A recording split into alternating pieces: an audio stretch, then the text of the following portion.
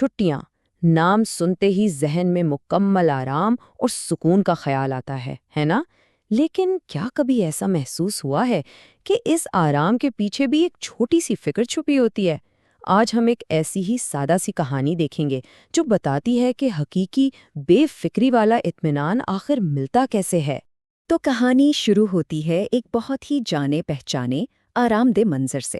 سوچیں ذرا، سردیوں کی صبح ہے، باہر ٹھنڈی ہوا اور آپ ایک گرم کمبل میں لپٹے ہوئے امی کے ہاتھ کی بنی گرما گرم چائے پی رہے ہیں۔ یہ وہ احساس ہے جو خالص خوشی دیتا ہے۔ ہماری اس کہانی کا مرکزی کردار ہے علی، اور جیسے ہی سردیوں کی چھٹیاں شروع ہوئیں اس کی تو خوشی کا کوئی ٹھکانہ ہی نہیں تھا۔ اس کے لیے یہ وقت تھا خالص آرام اور تفریح کا، بنا کسی فکر اور پریشانی کے۔ تو علی کی خوشی تھی کن چیزوں میں؟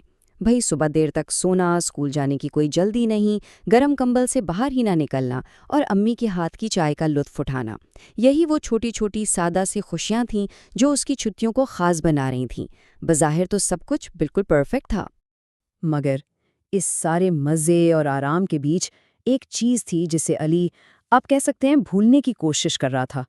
ایک چھوٹی سی ذمہ داری جو اس کے ذہن کے کسی کونے میں ایک سائی کی طرح موجود تھی اور اس کے خالص سکون کو مکمل نہیں ہونے دے رہی تھی۔ تو بھائی چھٹیاں تو بہترین جا رہی تھیں، لیکن ایک چیز تھی جو کھٹک رہی تھی۔ وہ کیا چیز تھی جو اس کے مکمل اطمینان کی راہ میں یوں کہیں کہ رکاوٹ بن رہی تھی؟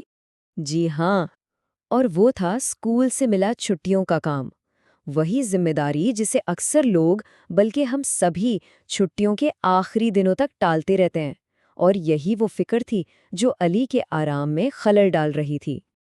جب علی اسی سوچ میں گم تھا کہ کام کرے یا نہ کرے، تب اس کے والد نے اسے ایک بہت اہم مشورہ دیا، اور یہ کہانی کا وہ موڑ تھا جہاں ایک چھوٹی سی نصیحت نے نا علی کی پوری سوچ ہی بدل دی اور اس کی چھٹیوں کا رخ بھی۔ تو ظاہر ہے کسی کی بھی طرح علی نے بھی پہلے یہی سوچا کہ ارے ابھی تو بہت چھٹیاں پڑی ہیں، بعد میں کر لوں گا۔ اس نے اس کام کو نظر انداز کرنے کی کوشش کی تاکہ وہ اپنی تفریح جاری رکھ سکے۔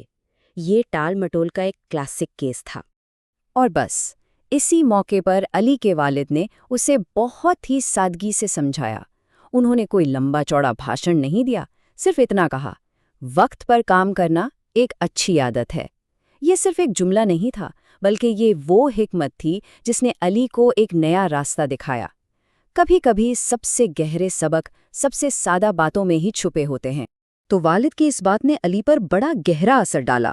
اس نے فیصلہ کیا کہ بھائی اس کام کو بوجھ سمجھنے سے بہتر ہے کہ اسے ختم کر کے حقیقی سکون حاصل کیا جائے۔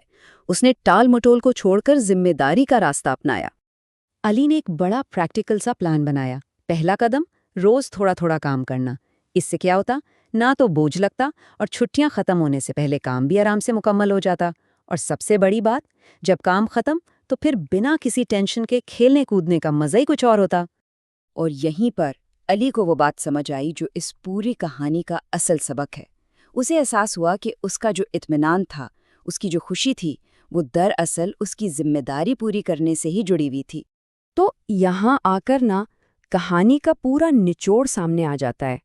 دیکھیں، ایک طرف ہے ٹال مٹول کا راستہ، جو وقتی طور پر تو بڑا آسان لگتا ہے نا؟ لیکن اس کے ساتھ ایک مستقل فکر جڑی رہتی ہے۔ اور دوسری طرف ہے ذمہ داری کا راستہ۔ مان لیا اس میں تھوڑی محنت لگتی ہے، لیکن اس کا نتیجہ حقیقی اطمینان اور ذہنی سکون۔ تو آخر میں علی نے یہ بہت بڑا سبق سیکھ لیا کہ ذمہ داری نبھانا کوئی بوجھ نہیں ہے، بلکہ یہ تو خوشی اور اطمینان کو کم نہیں کرتا، الٹا بڑھا دیتا ہے۔ جب کام وقت پر ختم ہو جائے نا تو پھر تفریح کا مزہ بھی ڈبل ہو جاتا ہے۔ تو یہ کہانی اپنے پیچھے ایک بڑا دلچسپ سوال چھوڑ جاتی ہے کہ کیا ذمہ داری ایک بوجھ ہے جو آزادی چھین لیتی ہے، یا پھر یہ وہ چابی ہے جو فکروں سے آزاد کر کے حقیقی سکون کا دروازہ کھولتی ہے؟ اس پر سوچیے گا ضرور۔